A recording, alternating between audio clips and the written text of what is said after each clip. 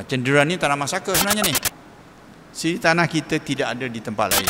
Kemudian tadi kita ada 7, satu Musang King yang pertama sekali lah. Itu duri hitam, Teka ataupun Musang Queen ataupun D160.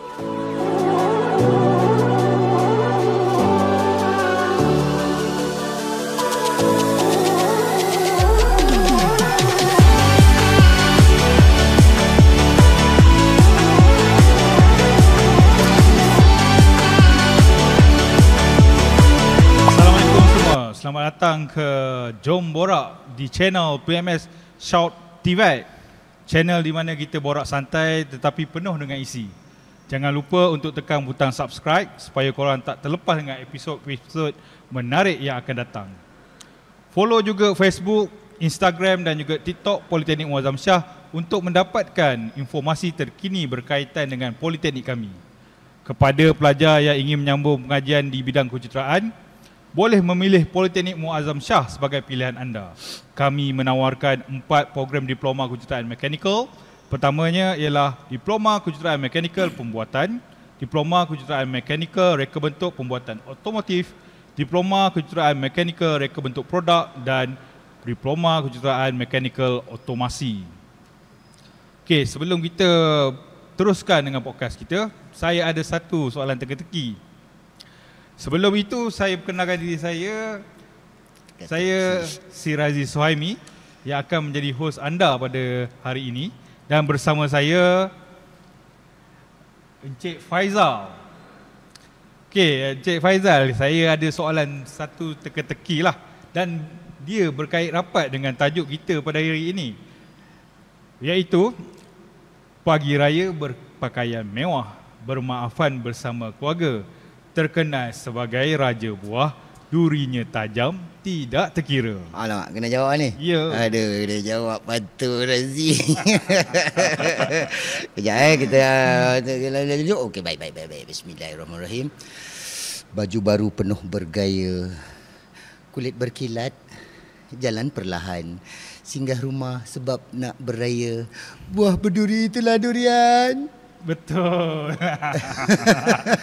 Durian lah jawapannya. Aku macam durian pula kau main. Baik. Depan kita Ji. Okey, ada lagi satu soalan teka-teki lagi. Tak puas. Baju raya dibeli di kota untuk dipakai di waktu raya. Buah ini mempunyai mahkota, badan pula penuh dengan mata. Oh, macam baju perisai. Ya. Ada. Nanti tadi dah rakam tadi kat mana tadi. Okey, baik. Langkah kanan masuk ke kota, baju raya berwarna emas, buah ada mata, ada mahkota. Ha, itulah dia, si buah nanas. Ya. Tak apa kaitan nanas dengan durian kat sini je. Okey, sama itulah yang kita nak berbual pada petang ni. Iaitu tajuk kita ialah rahsia di sebalik raja dan pemaisuri buah bersama dengan Pokpen di Muazzam Shah. Selamat datang Pokpen ke podcast PMS Shootout. Assalamualaikum warahmatullahi taala wabarakatuh. Salam sejahtera dan salam kepada pencinta tanaman durian. Hari ini saya bersama dengan tim di podcast di Muazzam Shah, Politeknik Muazzam, ingin kita berkongsi pengalaman yang saya lalui selama inilah. Okey, terima kasih juga pada pihak kami kerana Pokpen sudi meluangkan masa bersama kami untuk berbual pada petang ini. InsyaAllah.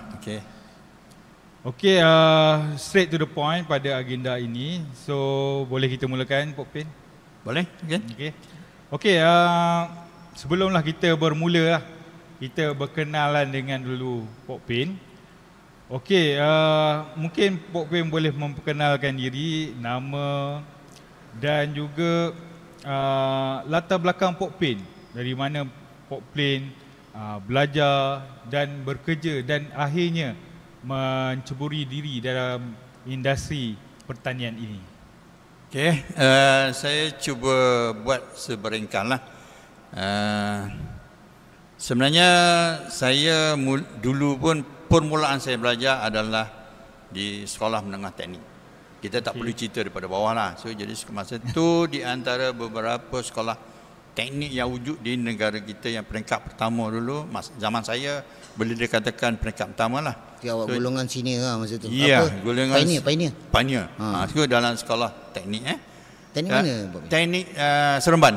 Sekolah Menengah Teknik Seremban. Tengku Jaafar nama dia. Sekolah Menengah Teknik Tengku Jaafar. So pada masa itu tak banyak ni, 2-3 sahaja ada di negara kita. Jadi student yang boleh masuk ke situ adalah boleh dianggapkan istimewa. So banyak kemudahan yang diberi. Okey, lepas tu saya sambung dengan, saya terus bekerja dulu. Lepas tu baru saya sambung dengan USI Melaya di bawah kita panggil Education of Plantation Management. Disambung dengan USI Melaya. Okey. Di UM pun ada. Terus mula dah bidang pertanian Ada. Ada. Tu kadang-kadang kita tak tahu kan. Yalah. Okey. So dari segi pengalaman saya bermula dengan RISDA. Saya di bawah RISDA pada peringkat awal masa saya lepas habis tamat belajar. Lepas tu saya mohon dengan dulu dipanggil RRI bukan LGM. Pada peringkat awal dulu dia panggil Institut Pendidikan Getah Malaysia. Lepas tu barulah Rubber Research Institute. Rubber Research Institute of Malaysia. Dekat Jalan Ampang. Ya, Jalan Ampang. Jalan Ampang. Lepas tu barulah digabungkan dengan beberapa unit seperti pelesinan dan sebagainya. Baru wujud nama Lembaga Getah Malaysia. Okay. So jadi skop dan bidang tugas saya utama ialah pembangunan ladang. Jadi saya diberi skop pada peringkat awalnya sebagai RA.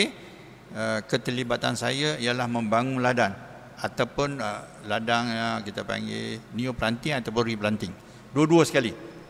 Maksudnya dan termasuk kita nak convert daripada tanaman apa-apalah, getah ke sawit, daripada hutan ke getah, daripada getah ke sawit. Getah ke sawit. Jadi macam-macam kita itu.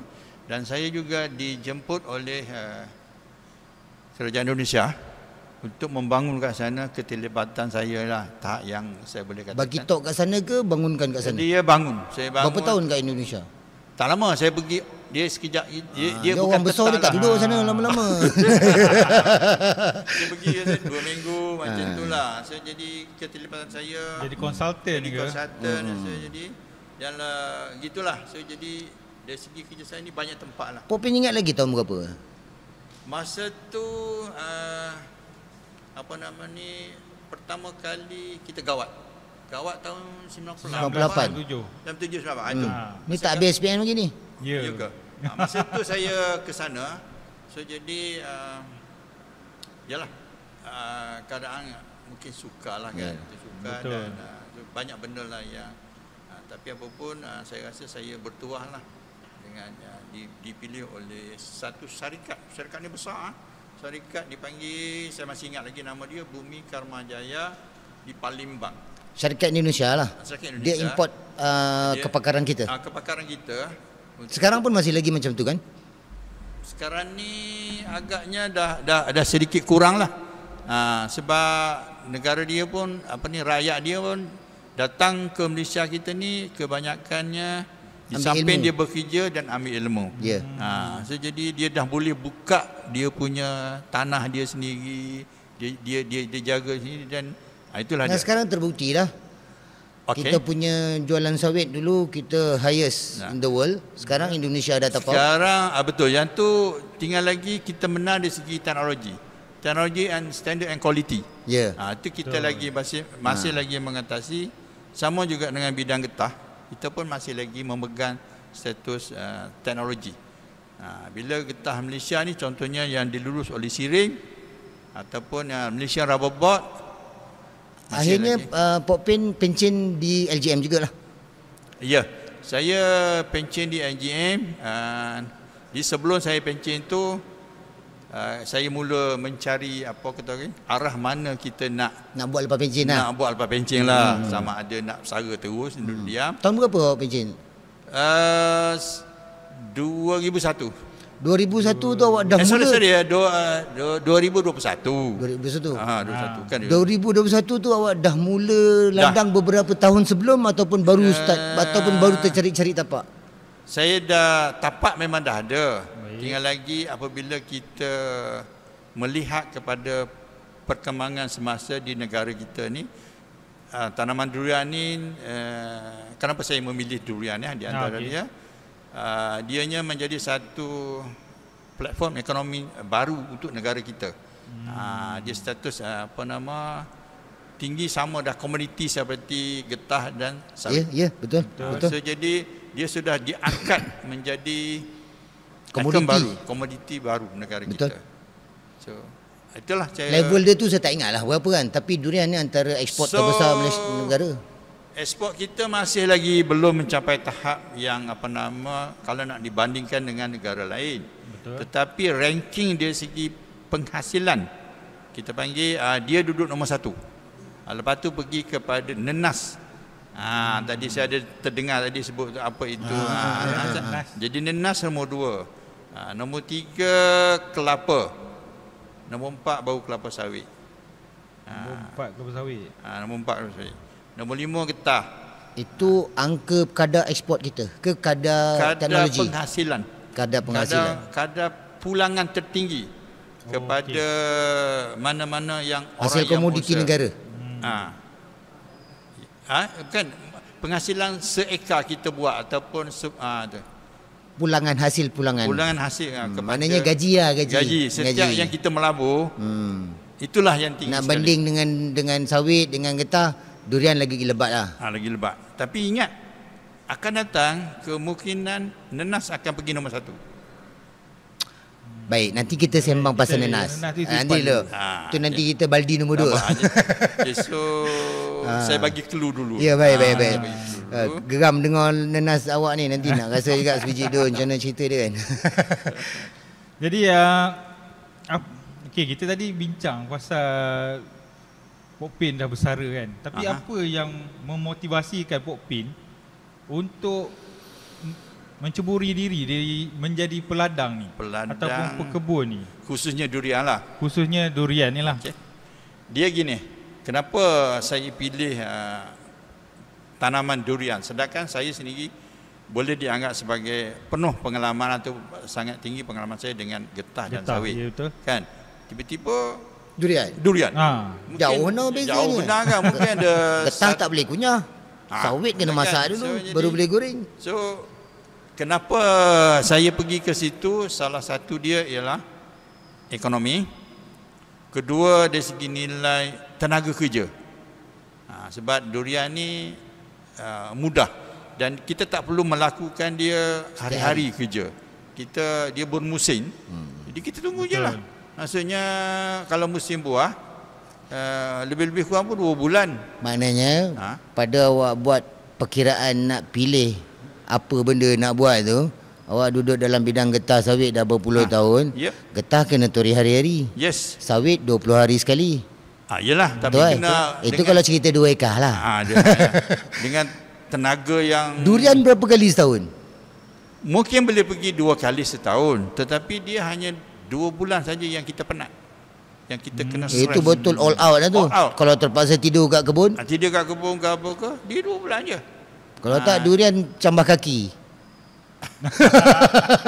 Awak tak pagar karen, dia bercambah kaki. Dia pergi kan. Ini cerita yang enak. Betul. Tapi cerita yang tak enak banyak pun lagi kita tahu.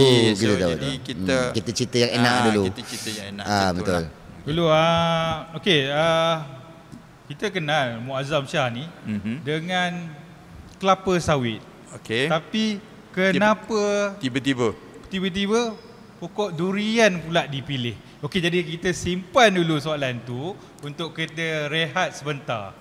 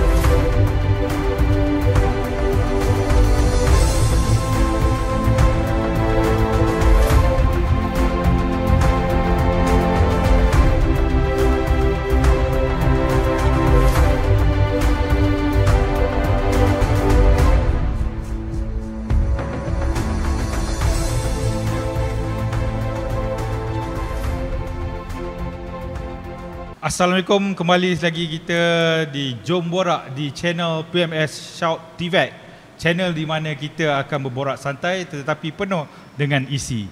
Jangan lupa tekan butang subscribe supaya korang tak terlepas dengan episod-episod menarik yang akan datang. Follow juga Facebook, Instagram dan juga TikTok Politeknik Muazzam Shah untuk mendapatkan informasi terkini berkaitan dengan Politeknik kami.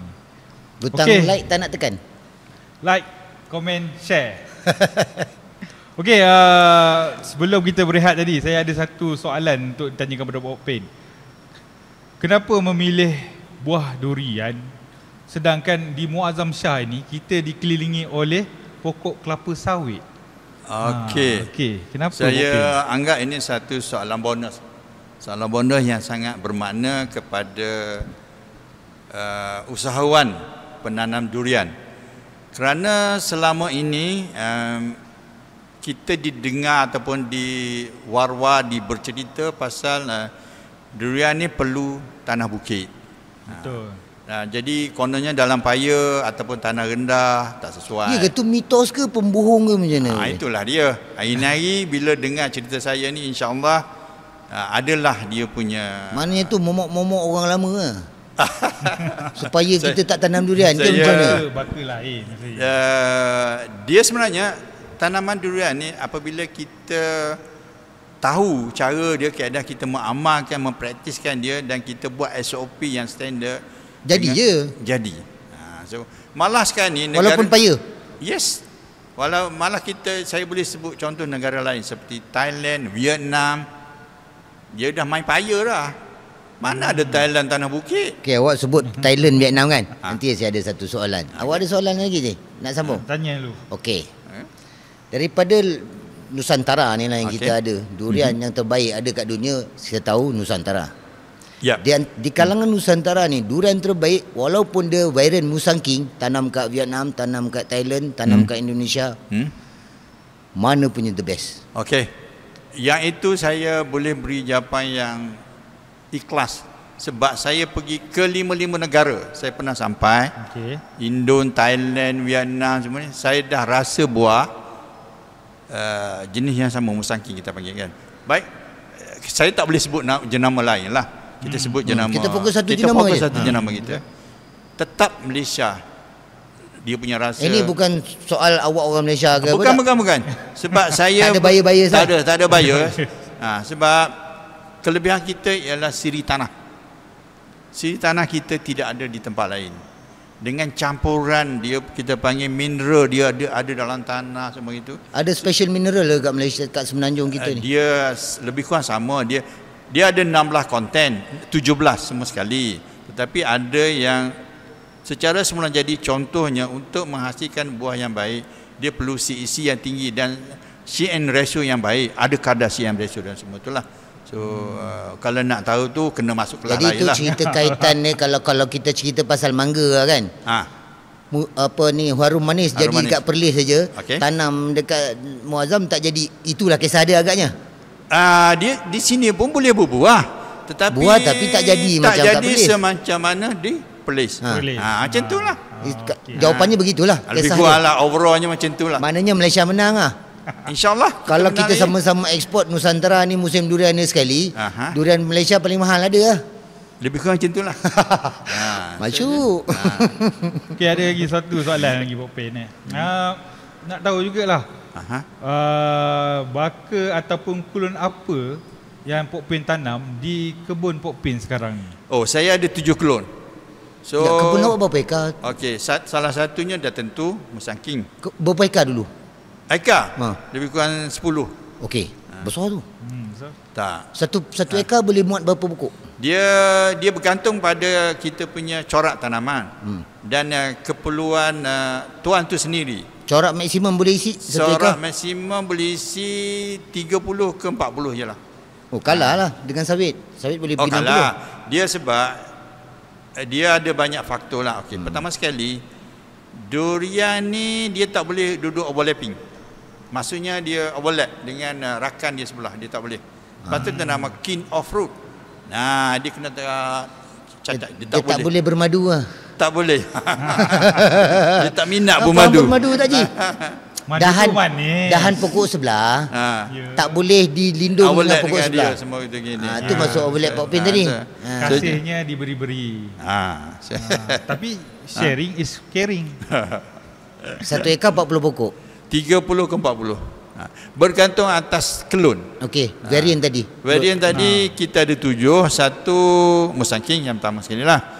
Tu duri hitam, teka ataupun musang queen ataupun D160. Satu varian 4 nama. Banyak, semua kebanyakan semua ada 2-3 nama. Tak yang tadi tu yang teka tu. Teka. Okey. Tu varian lain lah. Nah, satu. Itu satu tu. Satu Musang buah queen, Musang Musang queen, teka D160 adalah benda yang satu. Oh. Sama juga dengan apa nama Musang king. Musang king pun sama juga. Musang king ni mulai dikenali dengan nama Raja Kunyit. Okey. Ataupun D197. Ataupun dipanggil Monsawang dalam bahasa Cina. Benda yang sama. Benda yang sama. Maknanya boleh menjana wang. Ya. Ya. Awak sebut tadi apa? Kunyit. Ya, Raja Kunyit. Kunyit dengan tembaga. Macam mana? Dengan Adakah Durian sama? tembaga. lain. Durian tembaga lain. Durian tembaga ni dia dah pergi ke Motong. Dia dah pergi ke benda lain. Durian kunyit ni istilah zaman kanak-kanak dulu dah ada Pok Pin. Dia memang asalnya kita panggil Raja Kunyit.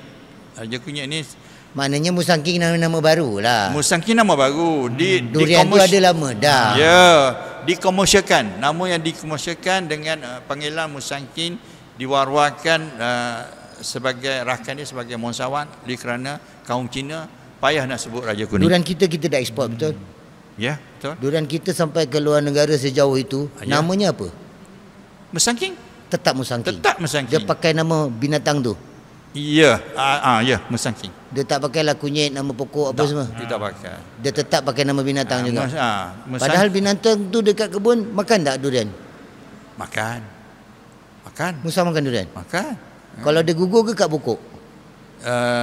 Atas tupai, kalau bawah ni musang pun Awak tahu sejarah kenapa dia musang?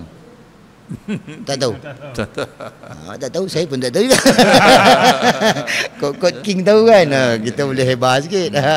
Okey, kalau nak tahu juga, Pok Pin ni bukannya saja tanam durian tapi dia juga seorang pengusaha nanas. Jadi apa bestnya tanam nanas ni Pok Pin?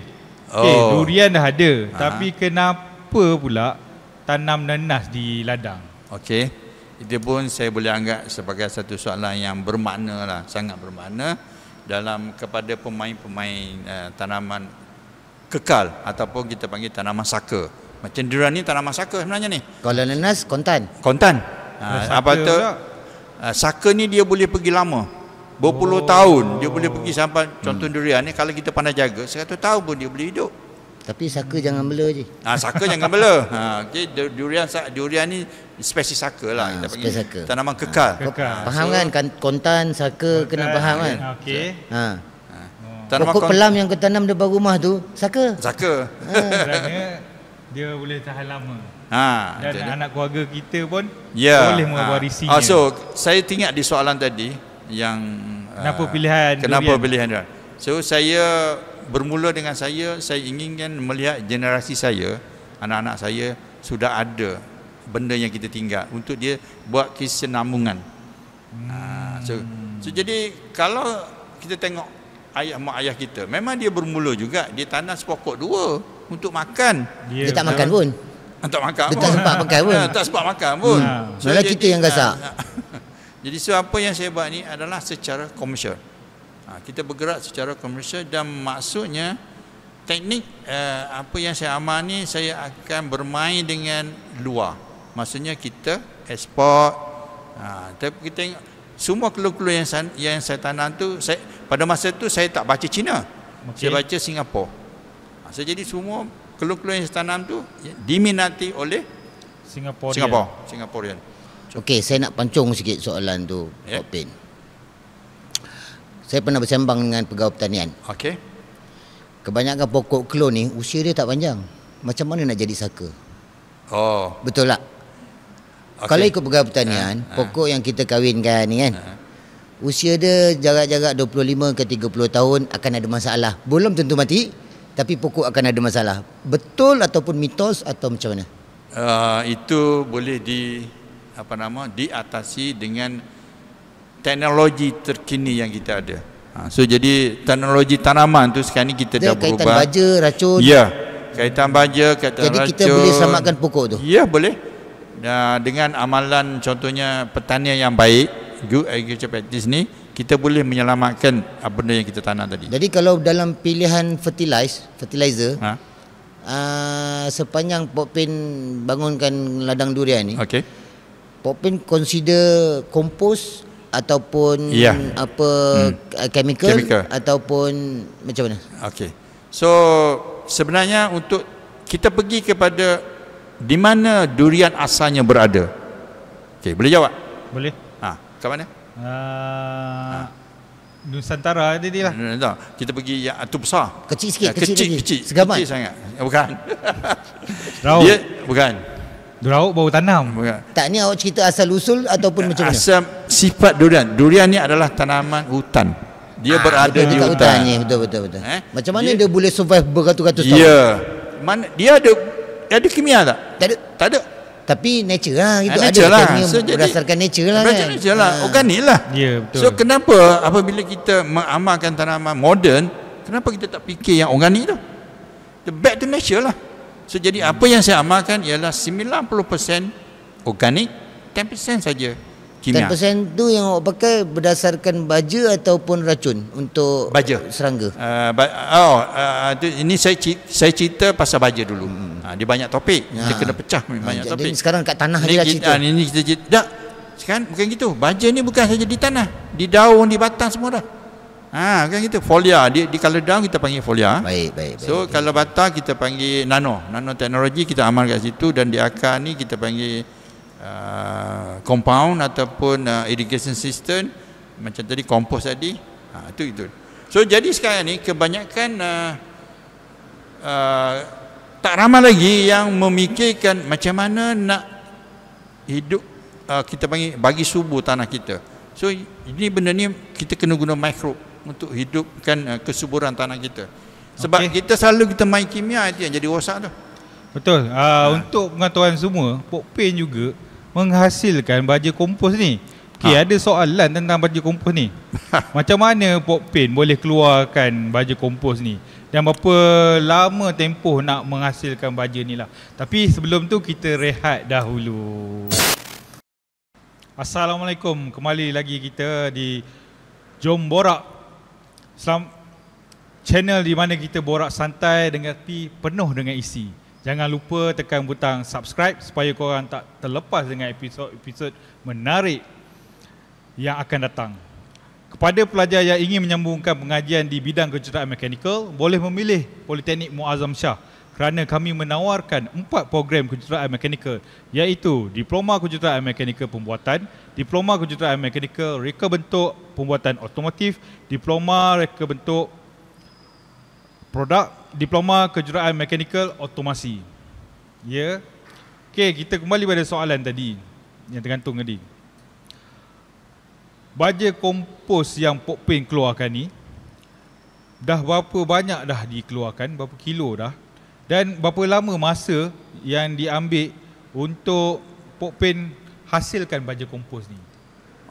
Dia bahan asal dia apa, Pokpen? Bahan asasnya apa yang kita makan. Sisa nasi? Boleh juga, tapi kita bergantung pada banyak mana yang kita nak buat lah. Dan mesti bila kita nak pergi ke sisa buangan dapur semua tak banyak. Tapi dia memang boleh. Bukan kata tak boleh, baik. Tapi oleh kerana bila kita nak komersial, kita kena cari bahan yang kuantiti yang besar, banyak dan mudah didapati. So dekat sini yang adanya ialah antaranya sawit kosong, tanam sawit kosong, ataupun kita panggil EFB. Kebanyakan sisa buangan kilang sawit. Kita boleh juga, sekarang ni saya pun baru masuk dalam bidang nenas tadi. Nenas ini di Rompain dia telah menghasilkan daripada daun, buangan daun tu dia akan buat dipanggil Fiber. pine feed. Fiber dia akan panggil pine feed. Kita pun boleh guna cocopeat. Jadi tinggal lagi kita nak tengok berapa persen konten kandungan baja yang ada di dalam tu. Baru kita boleh guna. Baru maksudnya lebih membantulah. Ada proses lagi lah. Banyak lagi proses dia lah untuk kita tentukan kandungan. Daripada situ barulah kita boleh campurkan dengan apa benda untuk menaikkan kandungan dia. Contohnya kita nak kandungan N, nitrogen berapa persen, fosforus, potasium, kalium, kalsium, magnesium, banyak lagi lah. So kita masuk situ dan masuk sekali dengan amino. Amino ni yang saya buat sendirilah daripada ikan tuna. Saya buat sini daripada ikan tuna yang betul-betul pure tuna sahaja, tidak campur dengan lain ikan kembun, ikan selang, kita tak main. So kita ikan tuna kerana apa? Kerana dia punya di dalam yang warna hitam tu, apa kita panggil? Daging merah. Daging merah. Itu yang amino paling tinggi. Amino baik untuk pokok. Yes. Semua sekali. Dia membantu menghilangkan stres. Dia juga menghidupkan mikrob. Boleh banyak dia. Sangat banyak. Semua tanaman terutama sekali untuk durian perlu ada amino. Kena beli ya ikan tuna. Saya buat dia lah. Kat sini kita pergi ke tongkol lah. Tongkol pun sama lah. Tongkol tu tuna lah. Lebih kurang lah. Banyak sekali beli. Oh, saya beli tomsa lah. Yang jenis frozen lah. Ke No. Yang reject. Itu pun tujuannya kan. Itulah dia pun. Kalau yang elok dia jual kat pasar elok kan. So jadi tadi kita berbalik kepada nenas balik pada nenas. Walaupun soalan tu tak ada lagi sekut. Yang nenas ni pun sama juga. Sisa buangan nenas, umpamanya nenas yang reject, yang semua itu gini, yang tak boleh nak dijual, yang override apa semua itu gini, kita boleh buat bioenzyme untuk booster kepada pembuahan. Okey, daripada sisa nenas, katakanlah ada 2 tan nenas tak terjual yang boleh kita komposkan ni. Daripada buah nenas yang tu untuk jadi baja kompos tu, tempoh dia tu berapa lama? Kalau kita buat dia bio 1 bulan. 1 bulan ke 1 bulan boleh pakai. Boleh tabur kat pokok. Bukan tabur. Ini yang saya okeylah. Yang saya buat ni adalah betul liquid. Kita boleh spray, boleh apa lah. So kalau nak buat bentuk powder ataupun bentuk tu mungkin boleh tabur. Betul lah tu. Tapi saya tak buat yang tu. Saya buat liquid. Baik. Okey, Pok Pen ada 10 ekar tanah untuk diuruskan. Jadi ada tak peralatan ataupun teknologi yang Pok Pen gunakan untuk menguruskan ladang Pok Pen? Sudah pastilah. Kalau kita tak ada teknologi pengalaman tu, jawabnya penat. Dengan tenaga buruh yang tinggi dan sebagainya. So jadi apa yang saya amalkan ialah macam pengairan, kita menggunakan sistem irigasi. So kita lepas daripada enjin kita, kita boleh masuk baja semua sekali. Dengan air siraman semua tu jalan. Macam kaedah fertigasi ke? Ya, lebih kurang. Maknanya durian tu tak ada setiap hari akan disiram, setiap hari akan adalah jadual baja dia. Dia tak boleh hari-hari, tapi adalah kadar-kadar dia yang tentu. Umpamanya minimal orang sebut 2 ke 3 hari sekali. Saya pernah tengok juga kat ladang-ladang durian ni kan. Bawah pokok ada macam sprinkler. Ya, betul. Itu memang tujuan menyiram ke membaja ke macam mana? Ke semua benda jalan kat situ? Ada orang tak tahu dia hanya untuk siraman. Tapi saya telah menukar, itu dah katakan IoT ni, teknologi yang saya telah tukarkan. Awak selitkan baja dalam tu? Boleh seling baja dan boleh racun sekali, boleh masuk. Tapi tengok kategori racun lah, macam racun ananai, macam racun itu, buat racun rumput, tak adalah kan. So jadi kita kena faham lah. So apa yang saya boleh katakan, 28 hari bulan April ni, kebun saya tu tadi dia masuk, kita masih event untuk pertandingan yang inovasi. Sebenarnya itu siraman, tapi dia orang panggil picagari sistem untuk siraman ke peringkat kebangsaan. Bukan negeri, ke peringkat kebangsaan. Itu ada berkongsi bersama dengan Jabatan Pertanian. Siapa yang bagi idea kaedah siraman tu? Ke Pok Pen tiru kat mana-mana? Saya berdasar pengalaman saya dululah, pernah bertugas dan kita ada buat siraman kepada tanaman getah, sawit. Memang kita ada itu. So kita Applykan. upgradekan teknologi itu kepada tanaman durian. Keseluruhan 10 ekar Semua ada ladang pokpen ni, setiap pokok durian tu tak terlepas daripada siraman tu. Tak terlepas. Maknanya sistem piping semua tu complete adalah kat ladang. Yes, semua ada. Setiap pokok ada. Dan dia ada blok-blok. Dia ada blok dia pula. Bukannya satu. Bukan sekali on siram semua. Kita ada blok-blok dia pula. Sistem pump tu ada berapa set? 2. Ada 2 set lah. Ada 2 set. Maknanya 10 ekar tu bagi 2 lah. Bukan. Saya tadi yang saya kata 2 tu pump engine. Okey. Tapi dia blok dia ada 8. Ada 8 blok. Maknanya kita pump blok 1, lepas sejam Blok 2 macam gitulah.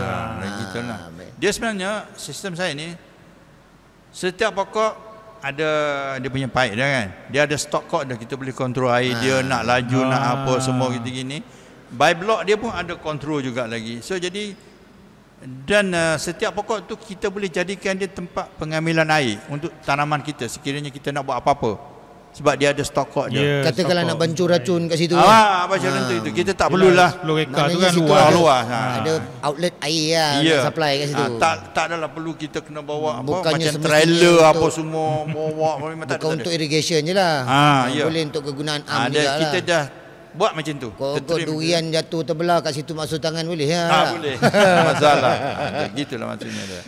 Okey, apa Pokpen harapkan daripada institusi pendidikan pengajian tinggi seperti kami Politeknik untuk membantu pengusaha-pengusaha macam Pokpen ni?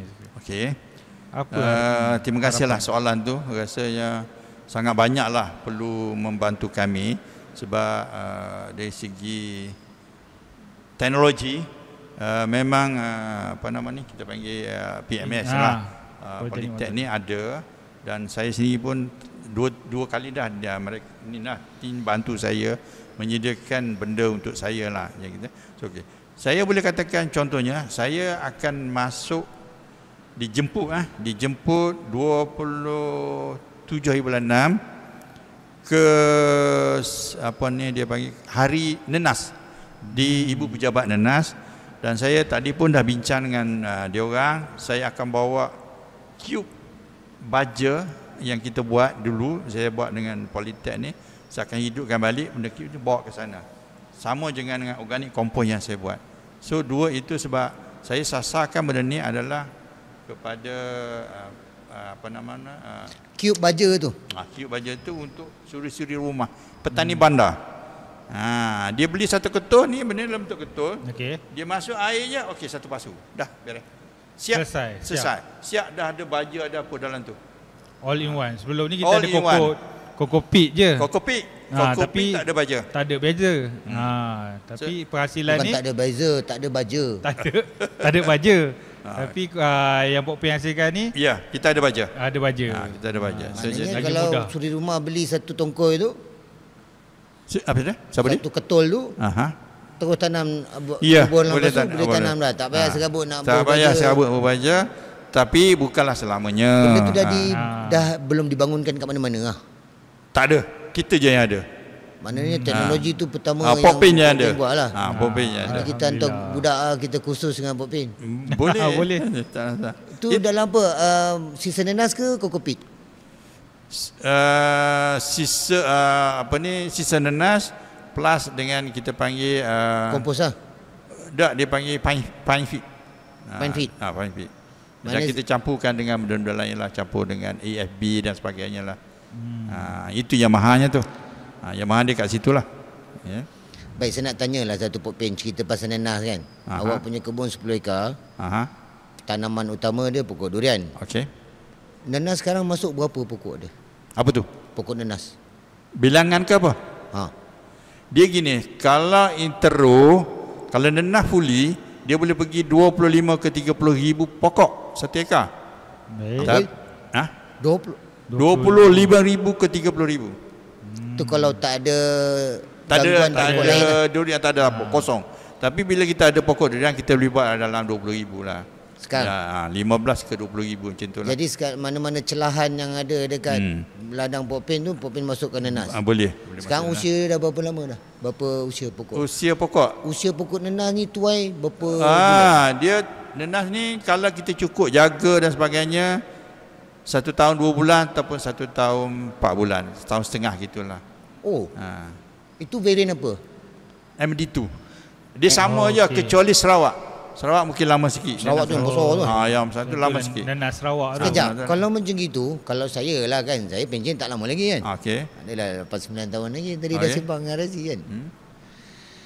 Kalau saya rancang nak tanam nanas, maknanya kalau kiraan 1 bulan, 1 tahun atau 2 bulan, 1 tahun 2 bulan, 1 tahun 4 bulan, maknanya dalam kiraan tu berapa?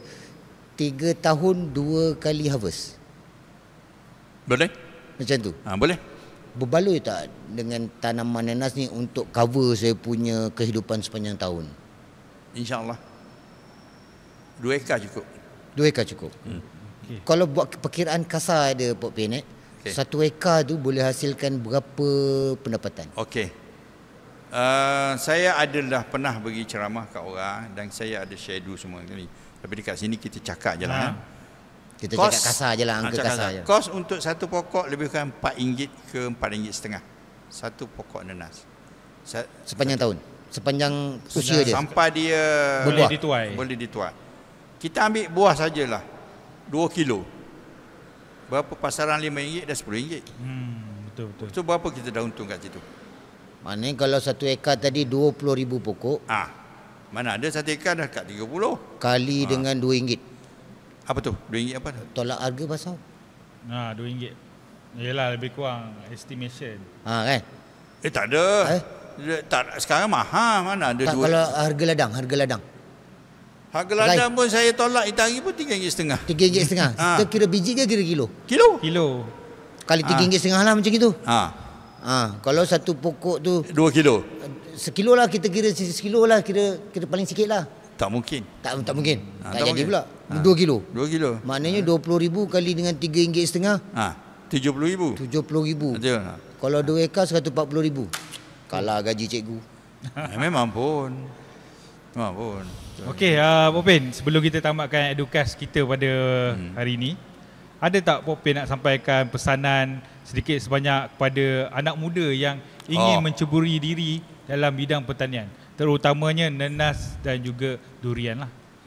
Sebenarnya bidang pertanian ni dia kurang glamour lah. Sebab pakaian, comok, apa semua kan. Tetapi kena ingat sebenarnya inilah adalah satu kita panggil sumber yang apabila kita terdesak kita perlu dia. Contohnya kita tak ada duit, kita nak beli kereta, kita tangguh. Tapi nak makan boleh tangguh tak? Tak boleh. Cuma kita tak mampu makan sebiji, kita ambil setengah tapi tetap kena makan.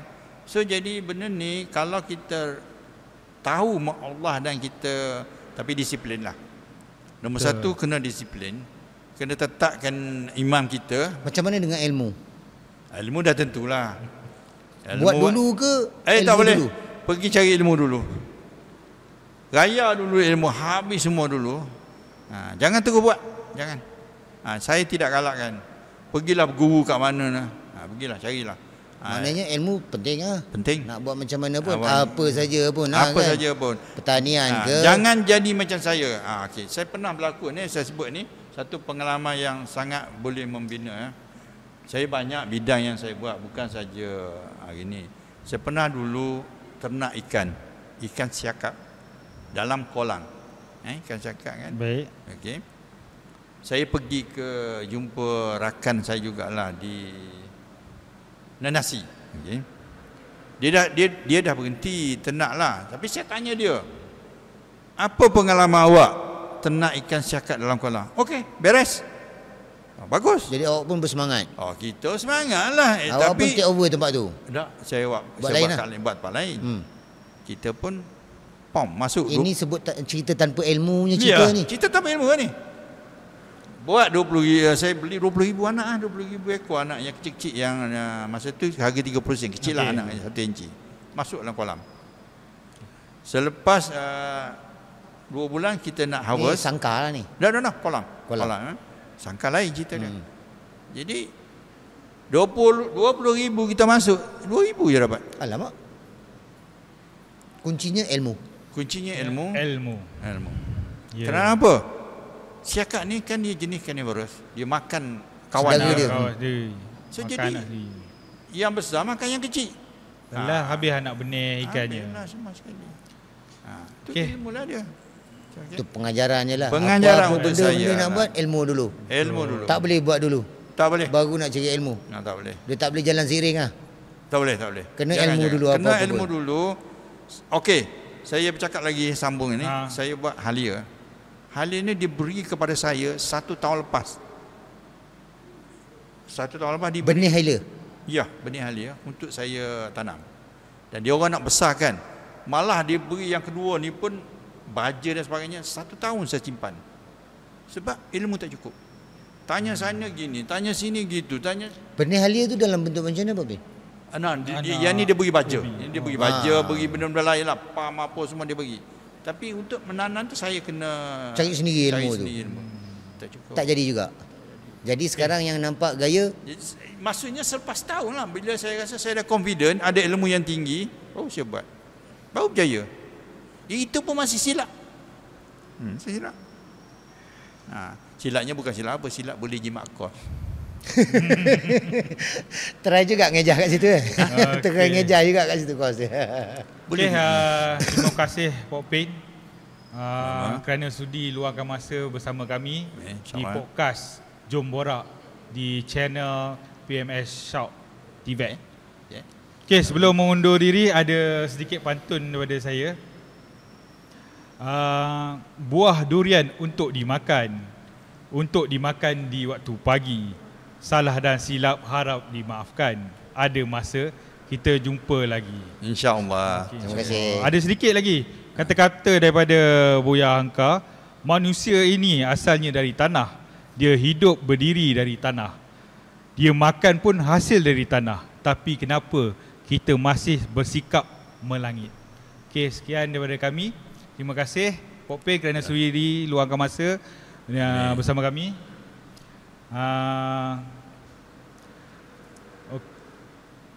Subscribe.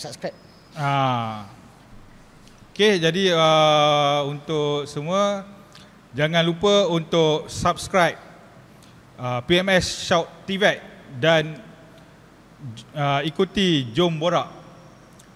Follow juga kami di Facebook, Instagram dan TikTok Politeknik Muazzam Shah untuk mendapatkan informasi terkini berkaitan dengan politeknik kami.